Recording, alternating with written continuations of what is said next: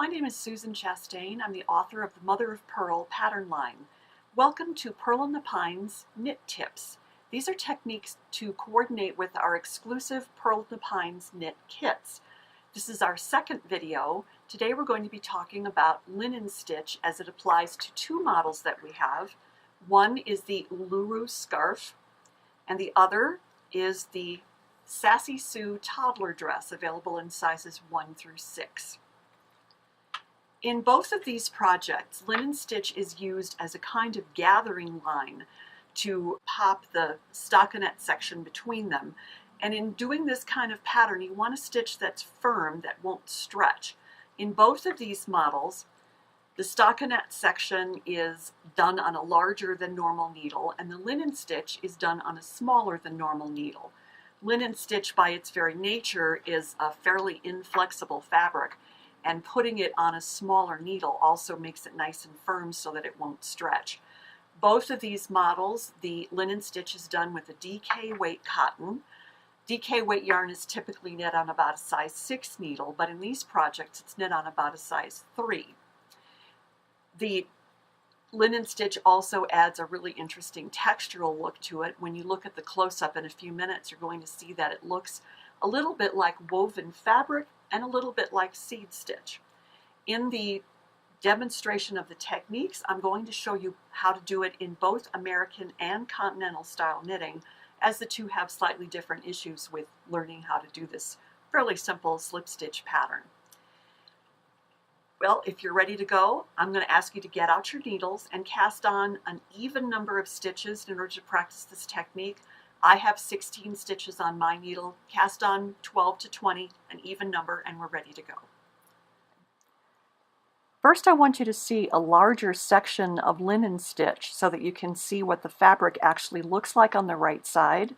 And again, you'll notice that it looks a lot like a piece of actual woven fabric, or a little bit like seed stitch. This is the right side, or the knit side of the fabric, which is what you'll see decoratively on the two garments that we have here.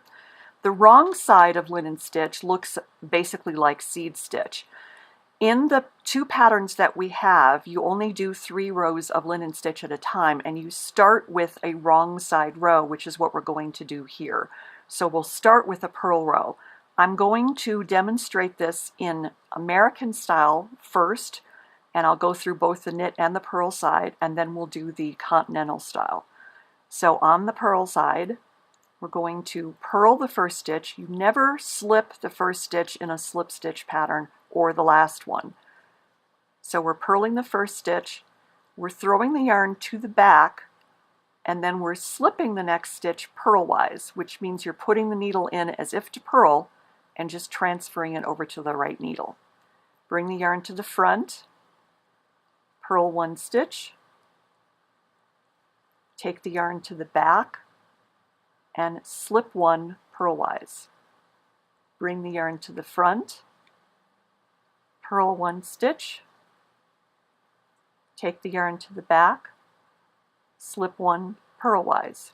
What you have to be careful of in American style is when you take the yarn to the back, you're going to want to knit the next stitch because it's the same motion that you use for rib, and you don't want to do that. Just put the needle in purlwise and slip. Yarn to the front, purl, yarn to the back, slip. And we're going to do this across the row.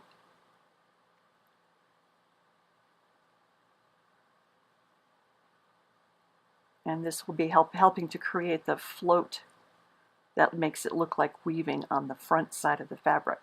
Now at the end of the row you have 2 stitches left, and you're going to purl both of them.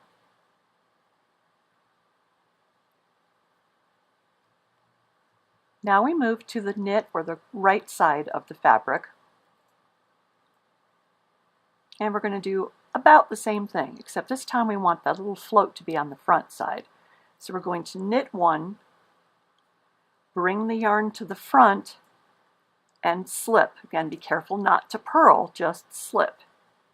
Take the yarn to the back, knit 1, Bring the yarn to the front and slip it purlwise. Take it to the back and knit. And again, with American style, you want to be careful because this is the same motion that you use for rib, that when you bring the yarn to the front, that you don't mistakenly purl the stitch, that you actually just slip it. And then you get that little float coming across the front of the stitch, which creates that woven appearance. You'll also notice when you're doing this that you are slipping a stitch that was worked on the last row, and you're knitting the stitch that was slipped on the last row. Kind of like seed stitch. And now you have 2 stitches left, and you're going to knit both of them. You never slip the last stitch or the first stitch of the row. So that is linen stitch done American style. Now we're going to work on it continental style. So in this style, of course, the yarn goes in your left hand, and we're going to purl the first stitch, let the yarn lift to the back, and slip the next stitch purlwise. Lift the yarn to the front and purl. Let the yarn float to the back and slip. Lift the yarn to the front and purl.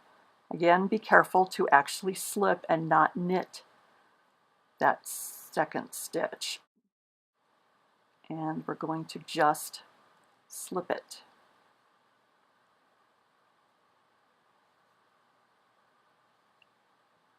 Because of the fact that you're only working every other stitch, linen stitch takes less yarn, and once you get into a rhythm with it, it goes pretty quickly. And again, 2 stitches at the end, and we're going to purl both of them. Now we change to the right side, or the knit side, and we're going to knit the first stitch, bring the yarn to the front and slip the next stitch. Let the yarn float to the back and knit. Bring the yarn to the front, and this is where it's a little tricky for continental. You want to make sure that your yarn is underneath the right hand needle, not over the top of it, so it will float properly. Let the yarn go to the back, knit 1, yarn comes to the front under the right needle, slip 1, float it to the back,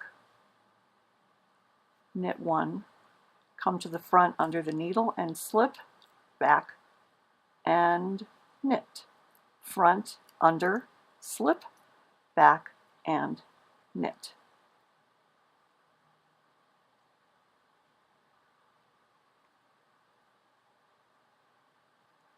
And we have 2 stitches left at the end, and we knit 2. And that is linen stitch. Here are some samples of kits for the Uluru scarf. This is the kit that's done in the same color as the model, and then we have other colors available, including the ones that you see on the table. You're using 1 skein of DK weight cotton and 1 skein of Uluru to make the scarf. The original model here is only about 30 inches long, but there's plenty of yarn in these balls here to make the scarf considerably longer if you would choose to do so. But we have lovely options here, and if you decide that you, for instance, like this but would prefer a purple color to go with it, we can make sure that that happens for you. Same thing with this one. If you'd say, well, I really like to pull out that little bit of lavender that's in the ball instead of the green, we can do that for you too. So a nice simple pattern and a wonderful lightweight scarf. Here are some possibilities for kits for the lovely Sassy Sue toddler dress. The yarn as you see it here is sufficient to make either a size 1 or 2. If you go with a size 4 or 6, we will add yarn to make sure that you have enough yardage. But you want to have a solid color for the linen stitch and the bodice, and a variegated yarn for the stockinette section on the skirt section of the dress. The pattern is one that also includes instructions for a skirt only, but most of our customers have preferred the dress version of it. We are also including the decorative buttons that you can use on the front of the dress and a couple of buttons to close up the back neck of the dress so that you get a close-fitting neck and can still get it over your little girl's head. But we have some lovely color combinations here, and this makes a lovely project for summer projects, or for if you have kids that live in Phoenix or Miami or someplace where it's warm all year round and you don't want to make a sweater, here's a great option for you.